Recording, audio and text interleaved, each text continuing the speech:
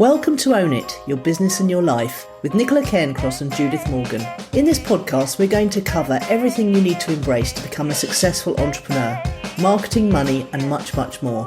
How to create a business doing just what you love. How to own it, your business and your life. This one will be fast, funny, feisty, and very lively. So sit back and enjoy the show.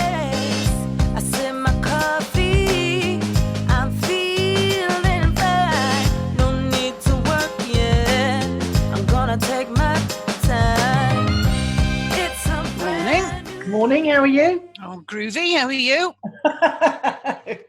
I'm groovy too. That caught me by surprise completely. We've regressed the 70s, or was it the 60s when things were groovy? I think it was no idea. No idea. It just seemed like a good word this morning. It is a good word. I like it a lot. Tell me about your week. Well, I have had an extraordinarily busy week. Oh, good. Which has caught me by surprise. I'm not used to having to work every day nowadays.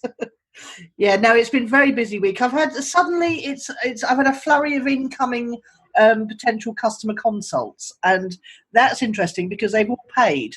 I charge now £100 for an initial consultation, and that was a Helen Pritchard idea because she said that it weeds out the tire kickers and the people looking for free advice, and so I made it redeemable against any products or services. Yeah, I think that's a good idea. Yeah, because it feels nice and generous, and. Yeah. I've got to say, I gave everyone at least 100 quid's worth of values. Indeed, yes.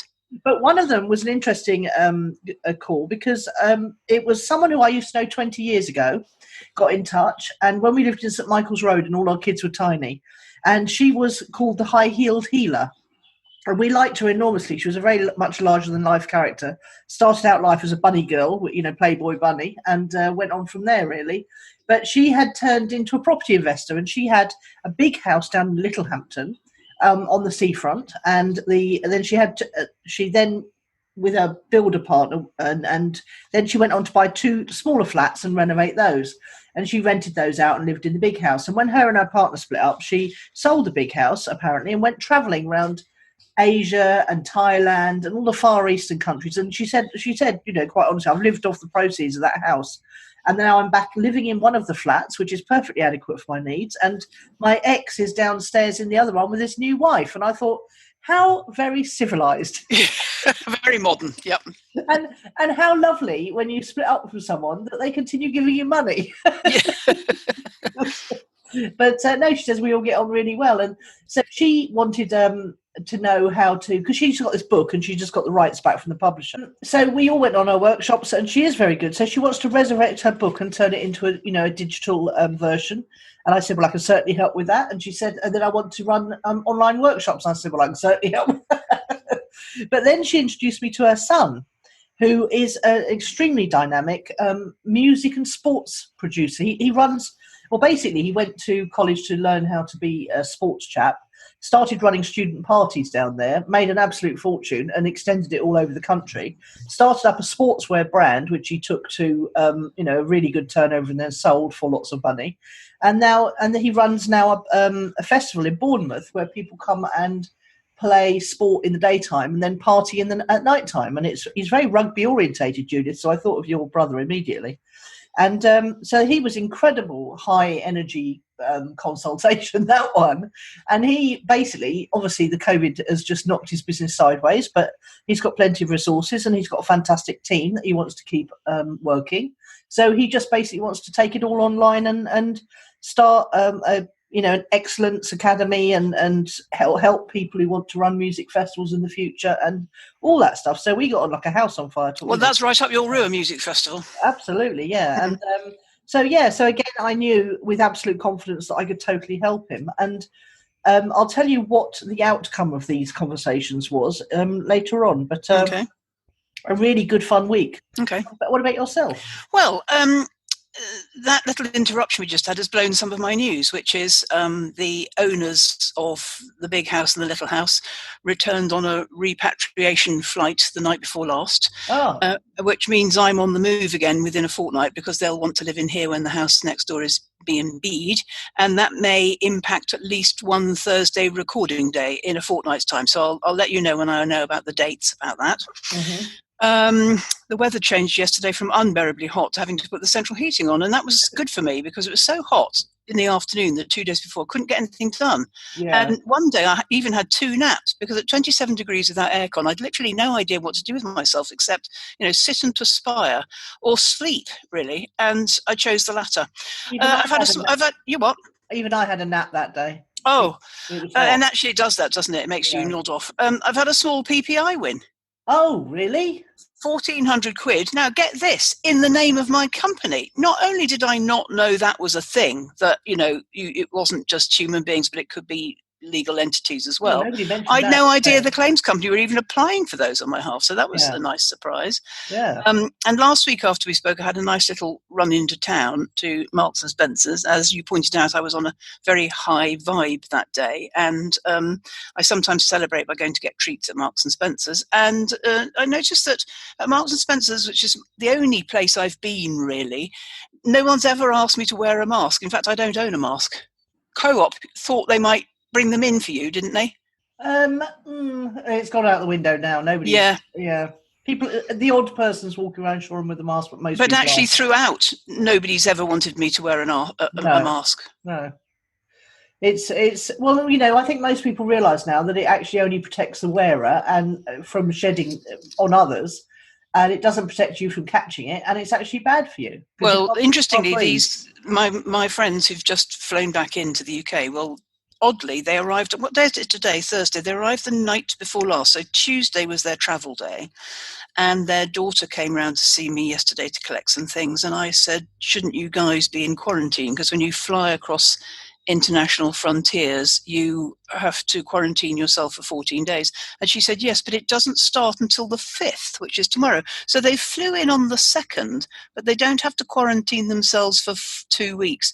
For 3 days after that. That's bonkers. Well, it's madness. Basically, they've infected everybody at the car hire company onwards, or they could have done. I don't imagine they have for a minute, but they, basically you can run amok for 3 days and then you lock yourself in the house for a fortnight. I don't get that, do you? No, I totally don't get that.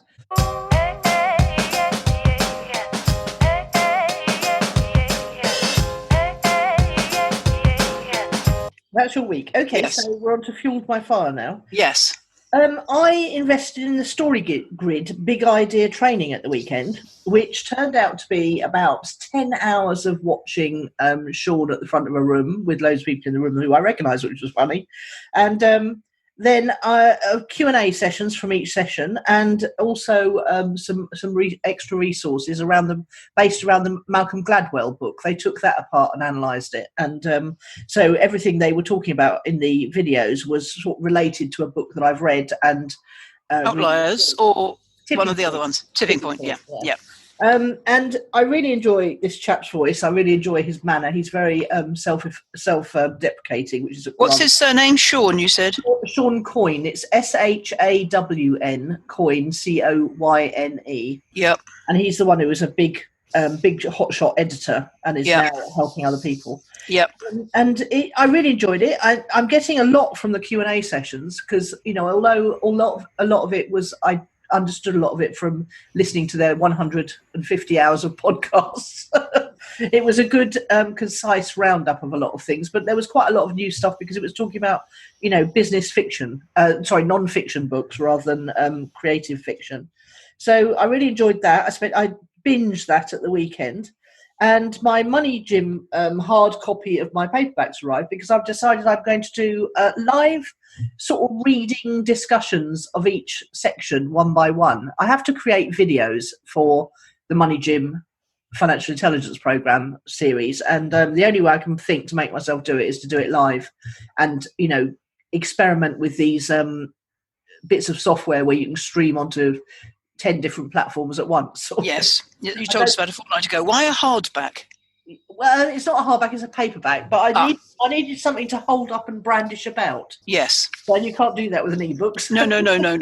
And the funny thing was, I don't know how, but I managed to order the first version of it. Oh, no, I remember. We did that on purpose. That was for chopping up the FP 101. Right, and then I realised that was my big idea, by the way. It was a good one. It worked a treat. I've given that to my VA now to do. Yes. And then I thought, no, I'll order one of the new versions. But then I managed to order one without the gold medallion on the front.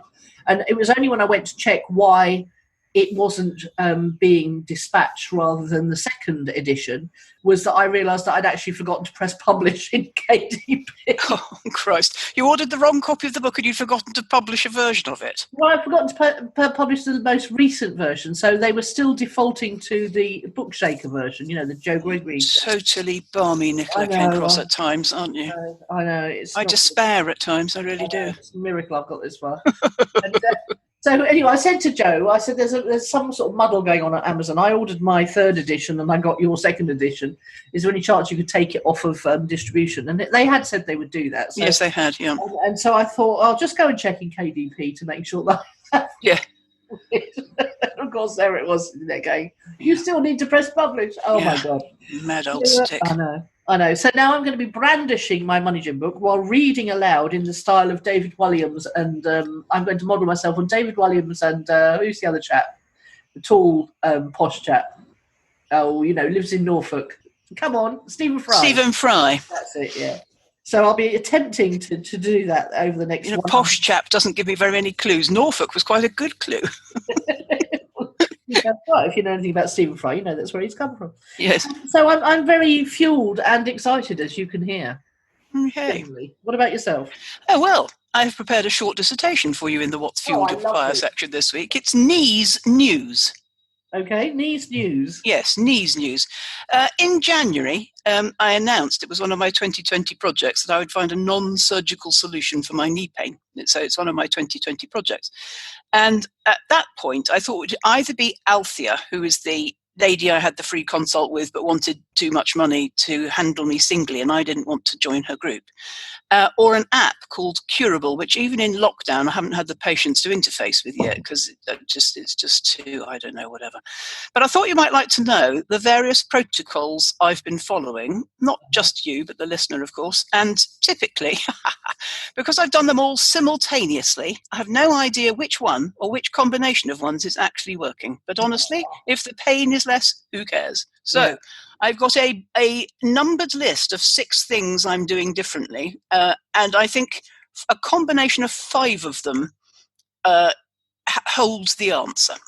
So when I was house sitting in Trowbridge, which was in October 2018, I told you about a consultation I'd had with a woman called Annie, the Crystal Whisperer. I think that's what her name is. Something Whisperer. Crystal. Anyway, whatever. A spooky.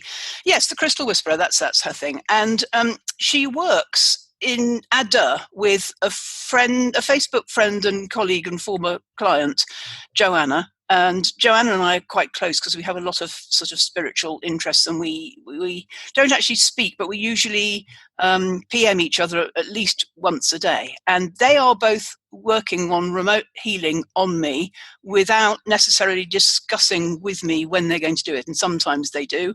And I'm by no means not the main focus of their work. They're working on much, much bigger projects than that. But sometimes on a good knee day, I will say something like, have you been doing something on me because I feel different today? Or I'll certainly always share with her my symptoms, so it's easier to go up steps, it's easier to drag the dustbins down the gravelly drive, it doesn't hurt so much, I'm not crying out in pain, blah, blah, blah. So I do think they are one of the 6 that's working.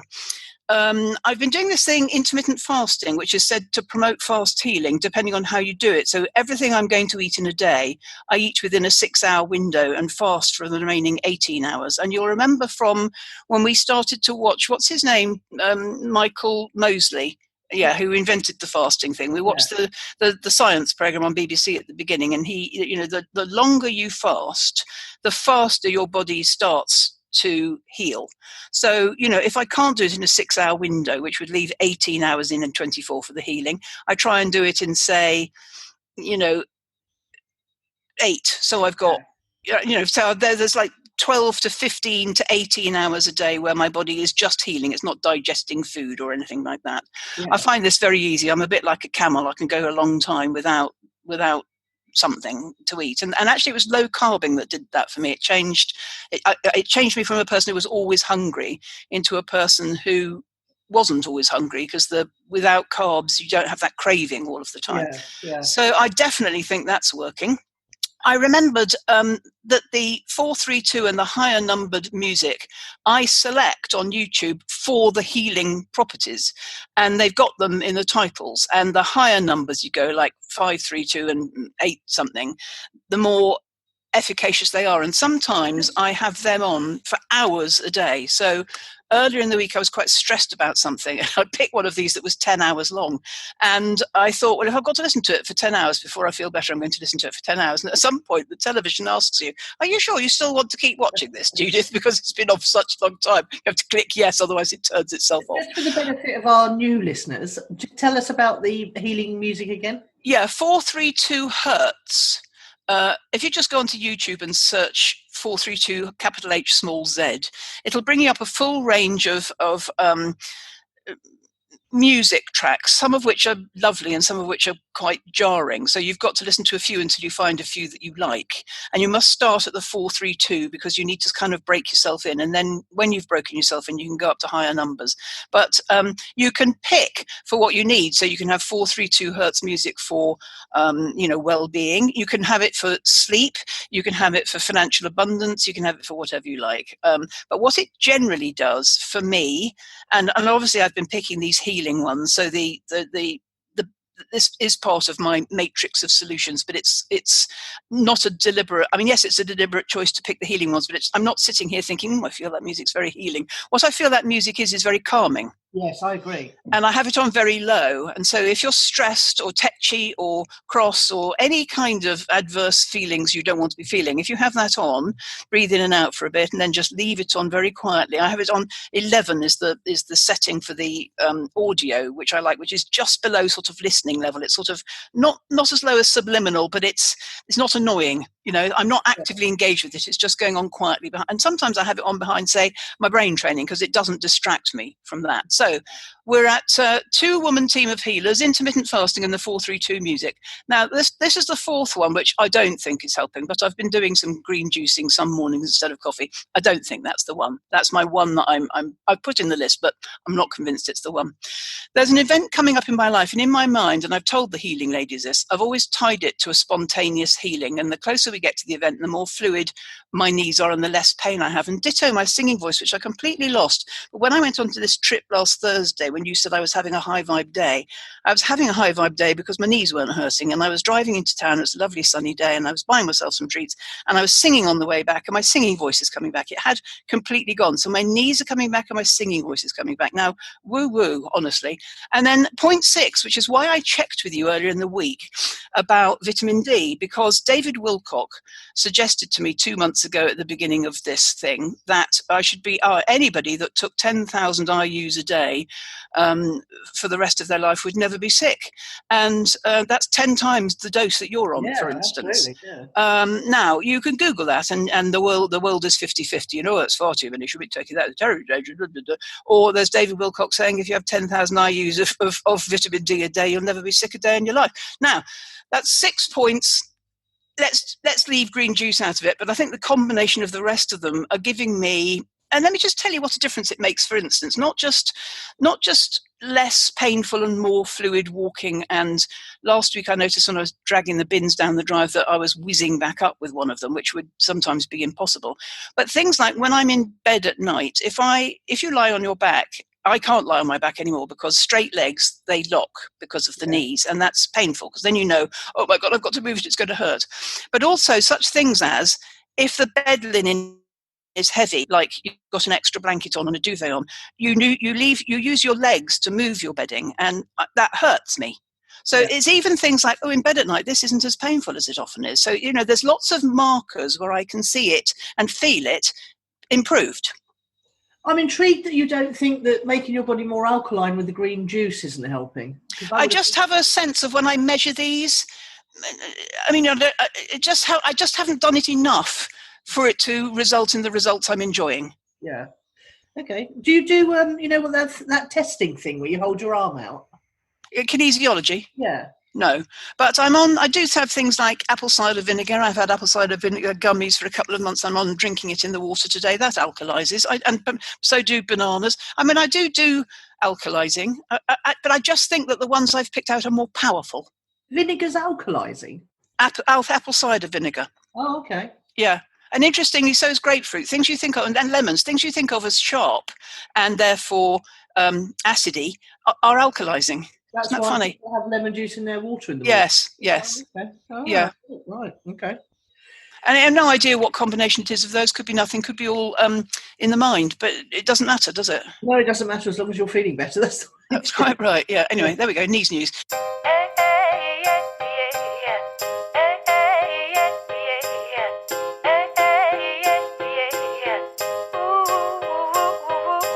Focus of the week. You go.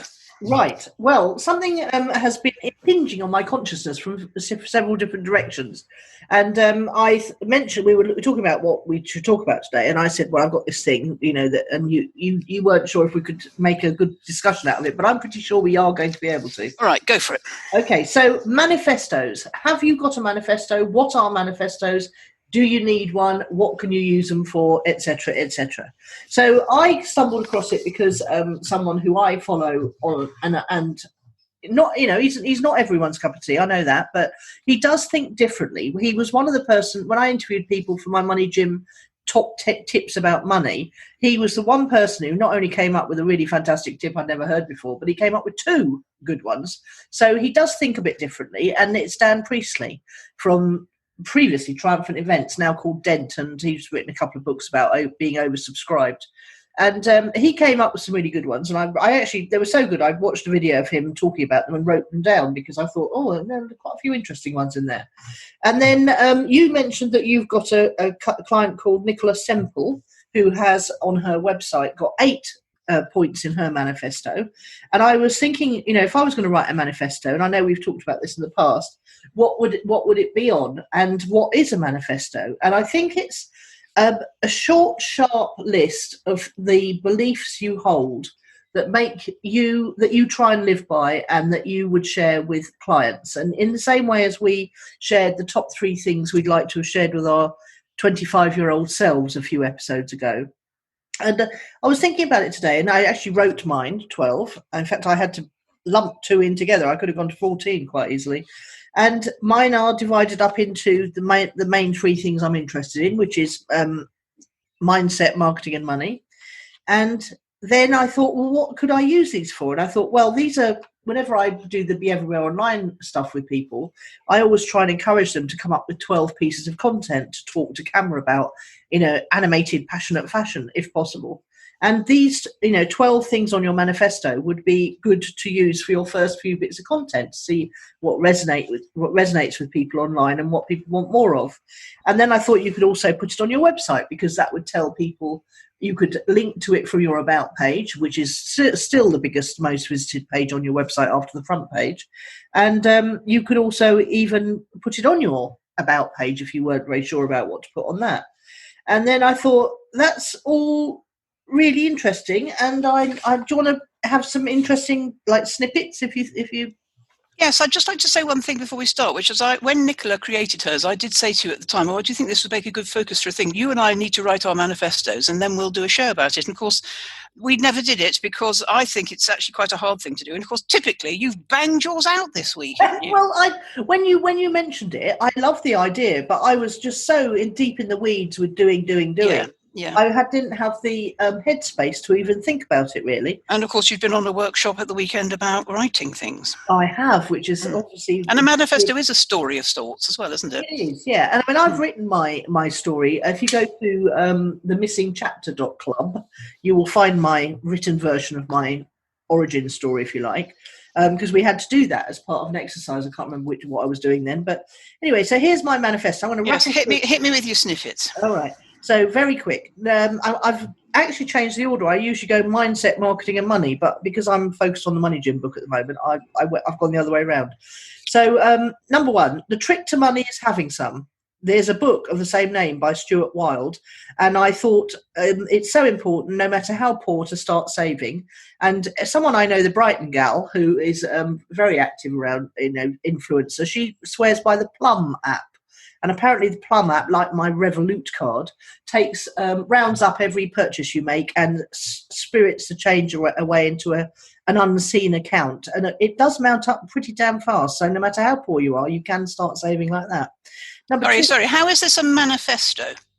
Because it's the things that you believe in. All right. And have you explained that in a preamble or something? I thought I did say that. No, I don't mean today. I mean in the article. So you've gone straight in with a sort of resource. No, I haven't actually written the article yet, but I will. Oh, I see. I see. By the time we finish. Because I understood that a manifesto was, these are the things I stand for / my core values a bit, or this is what you can expect from me. But actually what you've done there is... Well, it's a tip in a way, isn't it? No, they are my core values. They're okay. They're the things I would. Well, my core values are learning and transparency. Yeah. But no, I think a manifesto is the things you believe in. Dan actually. Right. So your first one is in saving. Yeah. Yes. It is. No matter how poor you are, you've got to start saving because the trick is having some. Yeah. Number 2, you can make money with money, but you don't need money to make money. That's a nice little tongue twister, isn't it? Is that another belief? It's not a belief. It's a rule. You're not expressing this in what I think of as a manifesto. A manifesto seems to me to be things I stand for. Well, you're coming up with a list of good ideas at the moment. But they are the things. If I had to give someone 12 things that A, I believe in 100%, and B, I want to share, then that's what they are. Okay. Number 3. Financial intelligence is better than being wealthy, because if you're wealthy, you don't know how you got there. If you've got financial intelligence, you can always do it again. Number 4, a lack of money is always down to low self-esteem. Well, we've talked about that many times, haven't we? Now we're on to mindset. Number 5, nobody cares and we're all going to die. So stop moaning and get on with it. Number 6, be, do, have beats do, have, be. So most people think you have to do things in order to have things, and then you can become something. Whereas if you become the thing and then do the things, and then you've got everything you need and you're happy to. Number 7, don't fight what is, work on what you can control. I was a little bit unsure about that one because I was thinking about the... Say it again. Don't fight what is, work on what you can control. And I was thinking about the riots in America and the protests that are starting to spring up all over the world for Black Lives Matter. And I was thinking, well, if you went with number 7, you'd never go to a protest or do anything and try and change the world. So I'm not 100% sure on that one. Probably number 8, the secret to happiness is gratitude. We talked about that a lot. Marketing. Be authentic and be unique. Number 10, things change all the time. Keep it simple and keep loving to learn. Number 11, leverage every bit of content as far as you can. And number 12, be eclectic, follow good people, be curious about how they do things and adapt for your own market. And there's a bonus one, which is the miracle of compounding, because you can never leave that off. And so that's my manifesto. And I'm going to... Your lucky 13. Yeah, lucky 13. Yes, exactly. So mine will be at nicolacairncross.com/manifesto if you want to hear those again. What are your thoughts about the whole topic? I like it. When Nicola Semple did it, I thought, I'd like one of those. But actually, I think it's a bit like choosing my desert island discs. I think I would find it impossibly hard. I do have 2 blog posts. One is about my ideal client, and one is about what clients can expect when working with me. And I could mash them together into a manifesto. So it's about who I work best with and how I work. Same issue for me as always, which is, in fact, I had a thought about something we discussed the other day as well, which if I can remember, I'll mention it. At this late stage, there's no point for me. I feel I'm over marketing, but and I also think it's a lovely word, and it also has, and this is not a but, it's a lovely word, and it also has political connotations, because what's hard about a manifesto, actually, politically and personally, is saying these are the rules I live by, and then demonstrably living by them, because the politicians can't manage that. No, they obviously can't. The interesting thing that Dan said at the end of his video was he encourages businesses that work with him to choose one United Nations global goals for your business. So I don't even know what the United Nations global goals are because I haven't had time to go and look at them. But he suggests that if you let your business be known for something bigger than just your business, it guides the decisions you make in your business for the better. And that goes to what you talked about last week, which was something bigger than yourself. Something bigger than yourself. Commit to a cause bigger than yourself. Yeah. And of course, it's coming from a male guru. Another one. Yeah. Well, he's not. Yeah. No, to be fair, I mean, I knew Dan when he was a little tiny whippersnapper, so I don't think of him necessarily as a guru, but I do like the fact that he's definitely in the expert space, though, isn't he? Yeah, but he thinks differently. That's what I like about him. You know, he never comes up with the same old rubbish that you hear from everyone else. No, that's true. Okay. All right. So you're not going to create a manifesto yourself then? Not at this late stage, no. Okay. Well, that's fair enough. But I wanted to say something. All of these last 3 episodes are all rolling into the same sort of thing in a way. They're about, what's my origin story? Who am I, and what do I stand for? Yeah. And what's my big why?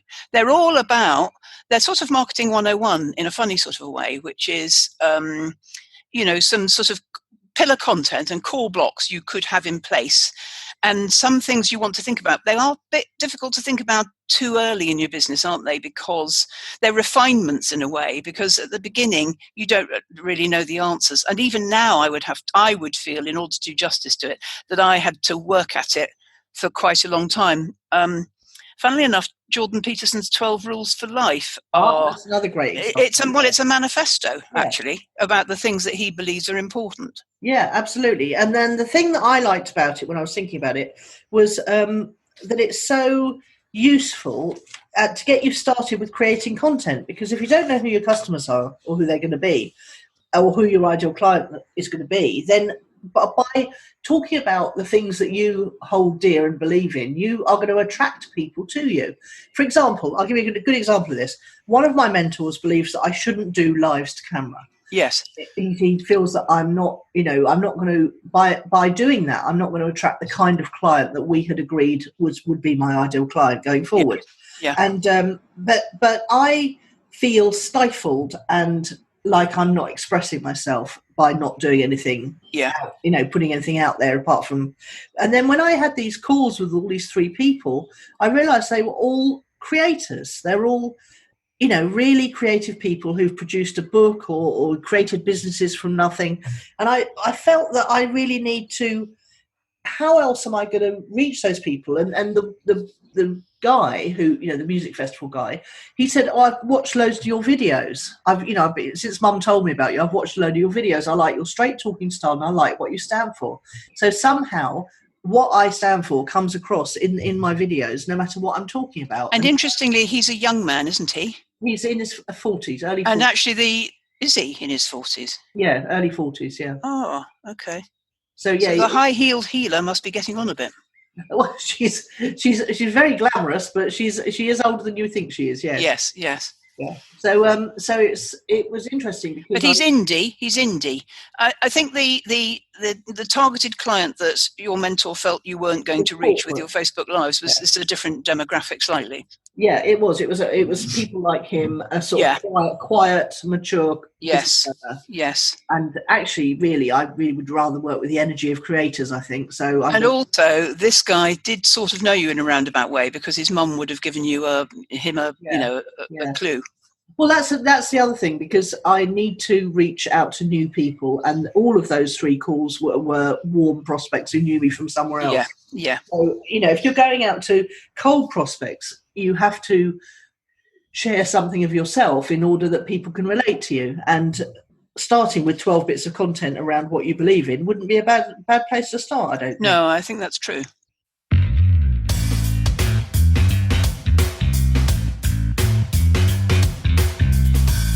Good, all right. So we're on now to Word of the Week. Yes, I'm going with relief, brackets from knee pain. It's so liberating. Yeah, it must be. It is, it's liberating. And you very rarely mention it, and I totally forget sometimes that you've got bad knees, and then you mention how much pain you're in, and I always feel so sorry. It started at the Wealth Conference in November 2005 with absolutely no warning. Really? And then we went to the Giant Stadium in New York for the T. Harv Eker gig in December. It was so cold. My knees in those days, they just hurt, period. They don't hurt now, except when I use them. So at the beginning, the pain was constant without using them. Yeah. Now that pain's gone away. I don't, either that or I've got used to it and don't notice it anymore. I don't think it's that. So it doesn't hurt when I sit down or lie down. It only hurts when I get up from a seat or walk around or carry something or drag the bins down the drive or something like that. But on a day when it doesn't happen and I get back my own, you see, I'm a very tall person with a long stride. And until November 2005, when I was 50, I was used to striding ahead of everybody, follow me, all of that. And then what happens instantly when you can't use your knees is you turn into this little old lady who's up the back being annoying. Yeah, creeps along. Yeah. It's desperate. I say people, go ahead, go on, I'll catch you up. And I have to ask for help, with carrying things. And it's very debilitating. So on a day when I don't have that, it's woohoo! I'm my old self. Absolutely. Oh dear. And I've read something really interesting the other day. It was that pain is not felt in the part of the body we feel. No, it's in your brain. That's what the Curable app's all about. Yeah. Interesting. What's your word?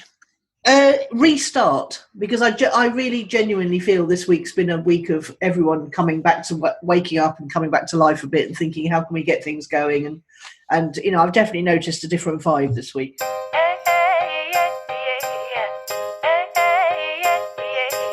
Okay, project updates then. Do you want me to go with my Jordan Peterson update? So as I said last week, I'm resting after completing module 1, which is one of 4, and number 1 was about my past. I have snooped ahead at 2A and 2B, which Can I just say this is Jordan Peterson's re-authoring, isn't it? It's cool. Well, it's all connected. So you've got 3. It's a triangle, a virtuous triangle of his book, which is called 12 Rules for Life. His online personality test. If you go to jordanbpeterson.com, these are all linked from there. His online personality test, which was $9.95 and very valuable, and the self-authoring program, I think it's called, which was also not expensive, $29, and you can give half of it to a friend, which I did. And the point is that as I listened to the book, which I've now finished listening to, and it's 15 hours of listening for the 12 rules read by him, which is brilliant. As you're listening to that and as you're doing the project, everything refers to everything else. Yeah. So it's context. So I've snooped ahead at present A and present B, present faults and present virtues, and I thought, well, how am I going to sit here and go, I wonder what my faults are, I wonder what my virtues are, but actually both of them begin with a longish Q&A to help you, tick boxes, have you got this quality, have you got that quality, I am entrepreneurial, tick, I am creative, tick, I am a miserable old baggage, I'm not quite sure what I did next to that one. And they help you ascertain your values and your faults. And I've established which they are now. And then you've got to go back and you whittle them down to the 6 to 10 or something that you think have impacted your life the most on the positive and negative side. And then you write up about that. So as I said, these segue into the personality test we took at the start and also with the book. So the joined up thinking across the 3 things is very nice indeed. I'm chuffed I finished listening to the book in bed last night, but I can't wait to start it again. This time, perhaps, either with the book and a magic marker or maybe taking notes or something. Yesterday, I rewatched his 90-minute lecture on the 12 rules for the How To Academy, which I got the idea was in the UK somewhere. He's so funny. And there's this lovely new little YouTube interview. It's very short, which he cries all the way through. And I especially love him for that. What was that about, his crying? It says on YouTube, oddly, it says something like Jordan Peterson's first interview after rehab. I'm not aware that he's been into rehab, and I think it's been misnamed, but there's a really interesting old geezer interviewing him at a time when his daughter's illness was at its worst, and his teenage daughter had juvenile arthritis, which meant she had to have a hip replacement and an ankle replacement in her childhood, effectively, and she was in agonizing pain. And this was the subtext behind the interview, and the interviewer was being very kind, and as you know, kindness makes us cry.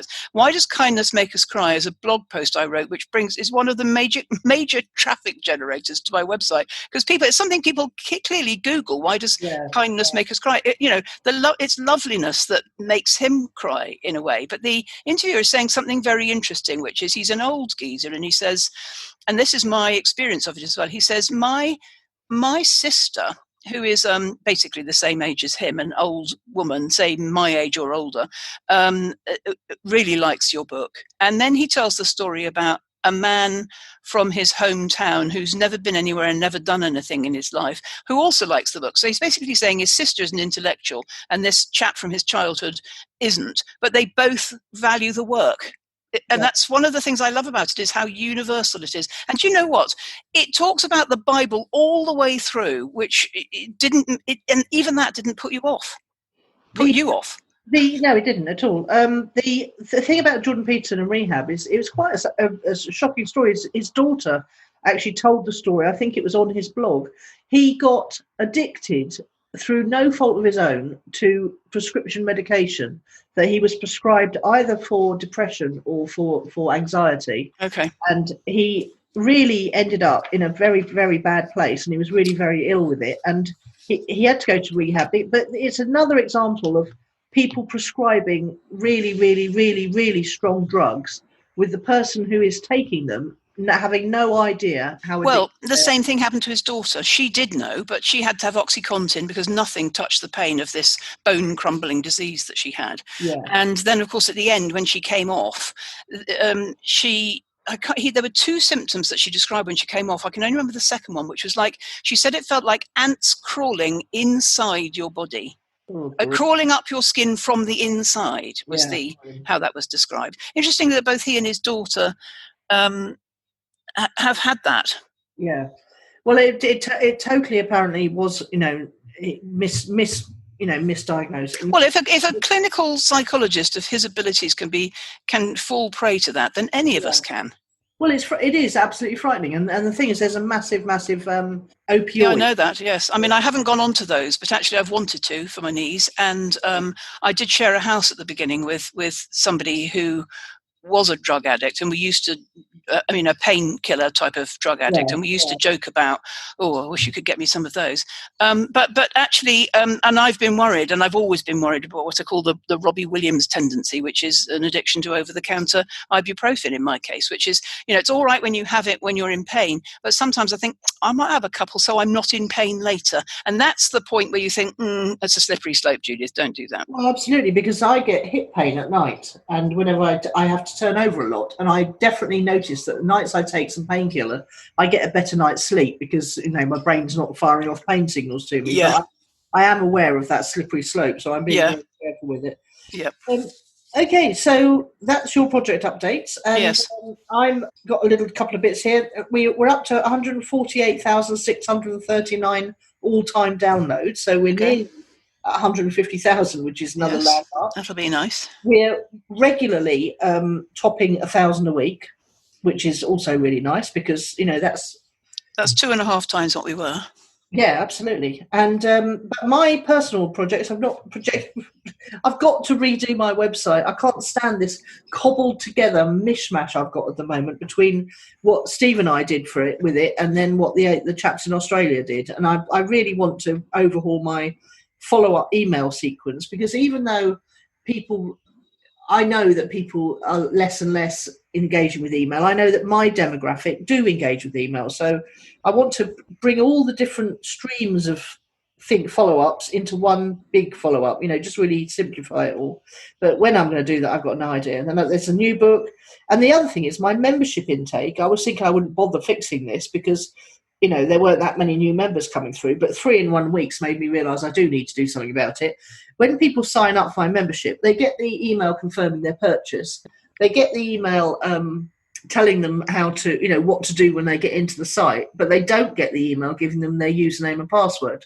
So I have to send that manually. And of course, if someone signs up during the night and I'm not there, then to do it straight away, people sort of have a little panic.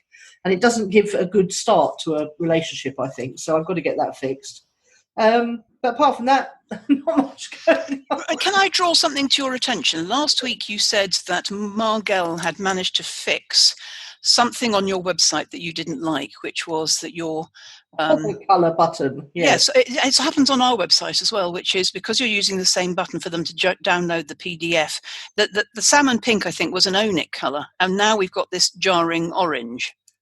Oh, right, okay. So I think it's the same button which worked which worked the same way but confused the two brandings colorways. Okay. So when you were clicking it on your website, it went to our color, and when we're on our website, it's on your color. Okay, own it PDF button. Orange button, yeah. Yeah, the PDFs have come to a grinding halt as well, really. They were just too expensive to maintain. But well, then take the button off, don't fix it. I think so, yeah.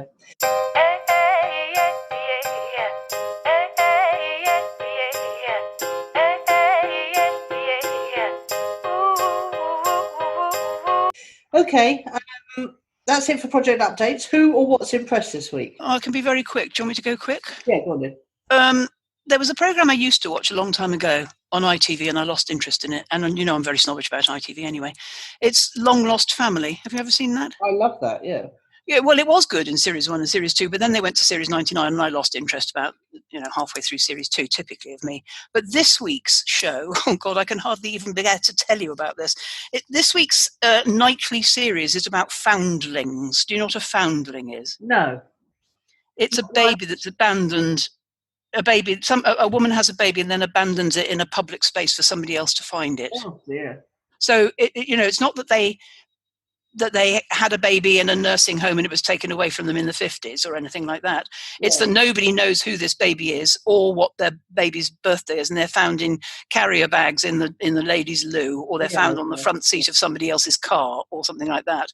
Well, how I staggered through the first episode, I've no idea. I mean, the word foundling is just so awful. It's like so denying, isn't it? What do you mean denying? Well, denying of yourself. Somebody gave birth to you and then left you in a telephone box. Because they were absolutely desperate. Well, you don't know anything, though. You don't know anything. You don't know anything. At least you just don't even know your date of birth. Yeah, it must be so hard. It's denying of your very... There is somebody taught me once that if your birthday isn't celebrated when you're a child, that's a form of child abuse, because there's it's about identity. Yes. Yes. Anyway, I'm recommending at least the Monday nights on ITV. You can watch the rest of the week if you want to. I haven't bothered, but the one on Monday night was so good. And somebody in my I Love My Life group said something. Oh my God, she listed in her gratitude side. Oh, just been talking to Marion about this. It's so brilliant. Foundlings. Oh, I nearly made foundlings my word of the week. There is a foundling museum in London. Is there? Yes, the Museum of the Foundling. Oh wow, it's a thing. God. Well, I knew, desperate women leave babies in public places for people. Well, I think they probably still do today. Yeah, they probably do. And I think actually each one of the adults now knew and understood that, but it doesn't help, does it? No, it must be unbearable. I don't know. Yeah, and sometimes, of course, as happened in one or two of these examples, the mum's got postnatal depression, or they're having an affair and shouldn't have had a baby, or something like that. And everybody's prepared for all of that. But actually, the Monday night episode is so much better than that. Yeah. So much better than anything anybody could possibly imagine. You've got to go watch it. Okay, all right. I'm still enjoying Ozark, but the other thing that delighted Is that why you were PMing me at 2:00 in the morning? Yes, I'm afraid so. Yeah. You sent me a thing about the recording. I was still up. Yeah, I pinged you back and we had a little conversation as well. Yes, I said, look, we can't fix this at 2:00 in the morning. No, because I was lying down by then. Yeah. Trying to get to sleep. Because Ozark is it's so good, it's so well written, and you just never know what's going to happen. It's also got good people in it. It has got good actors, but it's you just don't know what's going to happen next, and that is the thing that delights me most with good writing, and it's something I need to bring into my own writing. I don't do that enough. Just think, what's the maddest thing that can happen now? And actually, it doesn't need to be big to be mad. No, quite small. No, yeah, absolutely. They're called Fears, P-H-E-R-E-S, little balls of action that change everything, and they're really very good in Ozark. But the other thing that delighted me was Chris Barrow sent out a newsletter to his dentists, and he said something different today. Just click here. So I clicked here, and it was a Zoom recording of a website. So it's like it recorded his screen, and he was in one corner talking. And he was basically just, talking instead of writing his email message, but he used Loom to do it. And Loom is a free tool that goes onto your Chrome. It's a browser extension. and it enables you to record your screen and your face. There's no fancy editing. It's really primitive, he said, to use, but it really, really connects. He said, so I'd love to hear from you guys if you prefer it to reading an email. Is it spelled like L thing you make carpets on? LOOM? Yes, exactly. Yeah. So it's a free tool. It enables you to connect with your audience and I sent an email back saying this is absolutely brilliant, because before you needed to use something like Camtasia or ScreenFlow or something expensive like that, and it just would enable you to connect in so much more an engaging way to. And I thought like you, Judith. Oh no, a video. I'm not going to sit through that. But as soon as he started talking, his pace and delivery was just right. It wasn't too fast. It wasn't too slow. It's a funny feeling this might be the tool that Lucy Whittington used to use to send video emails. Possibly, yeah. Anyway, I recommend you take a look at it because it really impressed me. So that's us done this week. Yeah, cool. All right, see you next week. Bye. Bye. You've been listening to Nicola Cairncross and Judith Morgan. Do come and visit us at ownitthepodcast.com. We'd love to hear your feedback. You can find out more about Judith and visit her on her website at judithmorgan.com, and you can find Nicola at nicolacairncross.com.